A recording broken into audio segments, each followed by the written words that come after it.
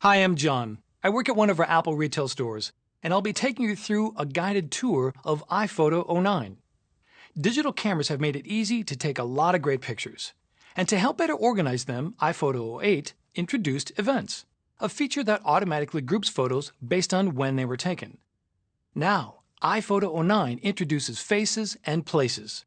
These new features make it even easier to browse and search photos not just by when they were taken, but by who appears in them and where they were taken. Let's take a look.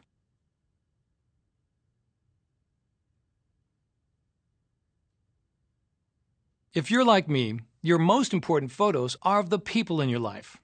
With Faces, finding those photos is now a lot easier. Faces uses facial recognition technology to organize photos by the people in the pictures. Here's how it works. iPhoto uses advanced face detection to find faces in your photos. Then it uses face recognition to help you group photos that appear to be the same person. This lets you easily put names to faces and keep your photos organized by person. Let's take a look at how you can get started by naming two of the people in this family vacation.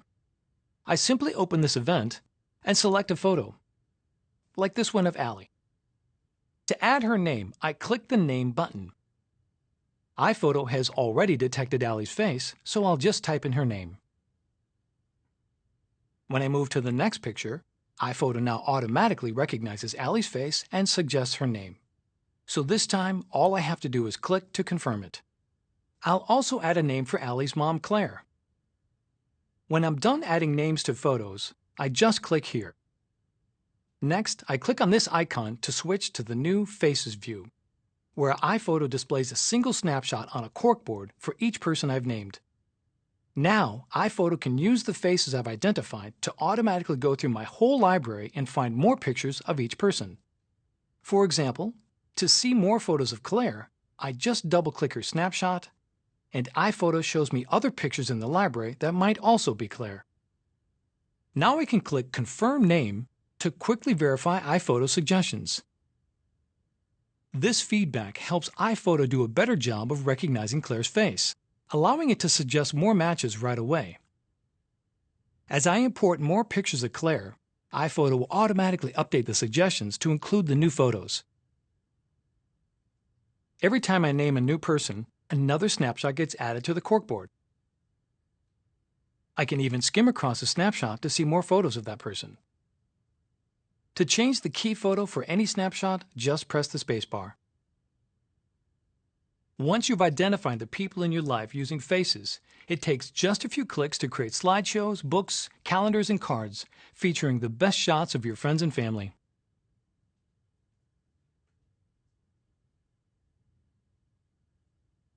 Using the new Places feature in iPhoto 09, you can now explore your library based on where you took each photo. Some new consumer cameras, like this Nikon I have here, automatically add GPS coordinates when you snap a picture and record exactly where you took the photo. iPhone does the same thing when you take a picture and tell it to use your current location. When you import photos from one of these cameras into your library, iPhoto imports the location data. That means you can organize and browse your photos based on where you took them. Here's a photo shot with a GPS-enabled camera. When I click the Info button in the corner of the tile, iPhoto flips it over to show me exactly where this photo was taken. I can see it as a pin on a map or in a satellite view. To see the locations for an entire event, I select the event and flip it over. Now I can see where I took all the photos in the event and retrace my route. If your camera doesn't capture GPS location data, or you have photos in your library taken before GPS was available, it's really easy to add locations manually. Here's how. I select any group of photos or an existing event and flip it over. Then I click the Location field, start typing, and choose the location I want from the menu. iPhoto instantly applies that location to the photos. Once your photos have locations associated with them, iPhoto understands where each of your pictures was taken relative to other reference points, such as surrounding states, cities, and even nearby points of interest. It knows, for example, that the Eiffel Tower is located in the city of Paris, which is in the country of France. So now I can use the names of any of these places to find the photos I'm looking for. I can search for photos by typing Paris, or I could simply type Eiffel Tower, and iPhoto displays all the images taken there. The Places view gives us 2 additional ways to explore our photos using locations. First, I can use this fully interactive map, which lets me see at a glance where all my photos were taken. To find pictures from any area, I just zoom in and click. I can also use the new column browser to find photos. In this view, iPhoto lets me browse locations from the most general to the most specific. Here I'll click on the US, narrow my search to New York State, then click New York City. Then I'll narrow it still further to photos taken at a specific point of interest. In this case, Rockefeller Center. That's Places, which lets you find photos based on where you took them.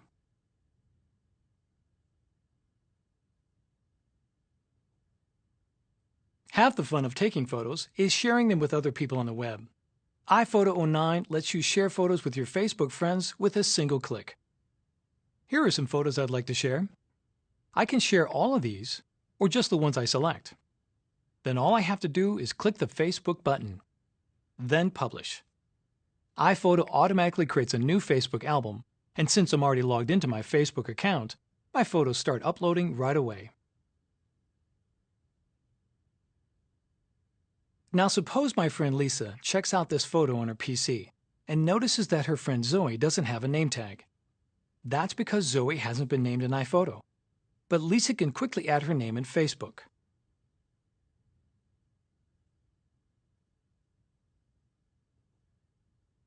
The next time iPhoto syncs with Facebook, Zoe's name will be added to her face in my library. I can then confirm her name to add her snapshot to my corkboard.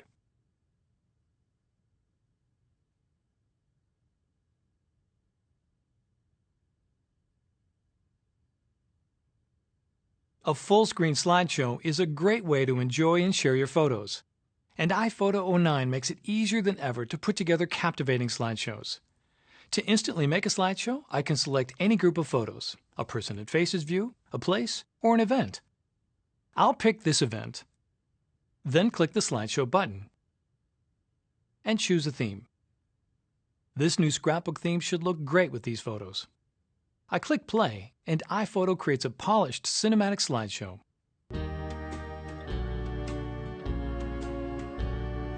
You got a friend in me. You got a friend in me. When the road looks... At any point, I can use these controls to change the music or the speed. There are 6 themes to choose from. In addition to Classic, Ken Burns, and Scrapbook, there's Shatter.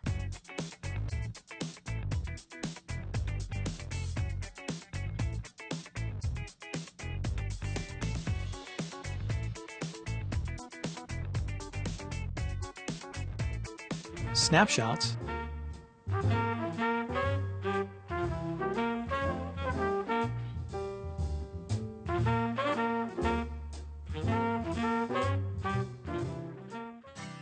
and sliding panels.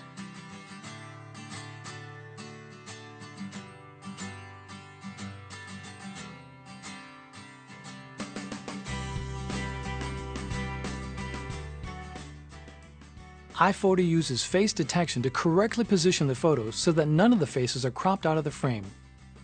I can even use the film strip at the bottom of the screen to jump ahead or jump back to any photo in the slideshow.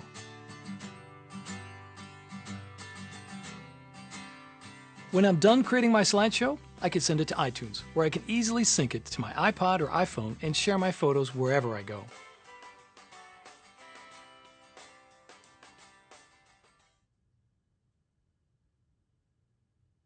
iPhoto makes it easy to turn your photos into one-of-a-kind calendars, greeting cards, and beautiful photo books. And with iPhoto 09, we've made our photo books even better. Now you can create travel books that use location data from your photos to render beautiful maps. Let me show you how. To begin making a book, I select an event or any group of photos. Then click here and choose a theme. Since these are vacation photos, let's use the travel theme. I'll use these photos for the cover.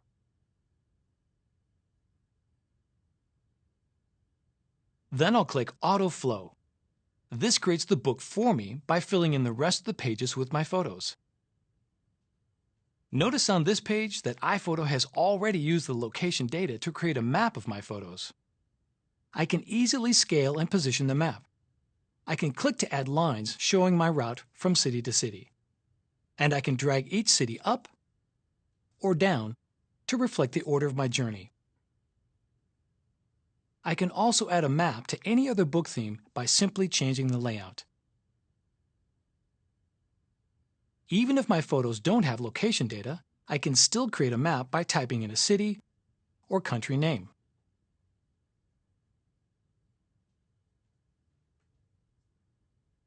The quality of iPhoto books is better than ever. And now with iPhoto 09, every hardbound book comes with a beautiful photo-wrapped laminated cover. So that's a brief look at iPhoto 09, featuring some powerful new ways to organize and search your photos. Faces makes it easy to find the photos of the important people in your life. And Places lets you explore your library based on where you took your photos. And now iPhoto offers incredibly easy ways to share your photos with friends and family, with your social network on Facebook, on your Mac, iPhone, or iPod with great new cinematic slideshows, or in beautiful hardbound books. To find out more, watch the tutorials at apple.com/iPhoto or visit your local Apple retail store. Thank you.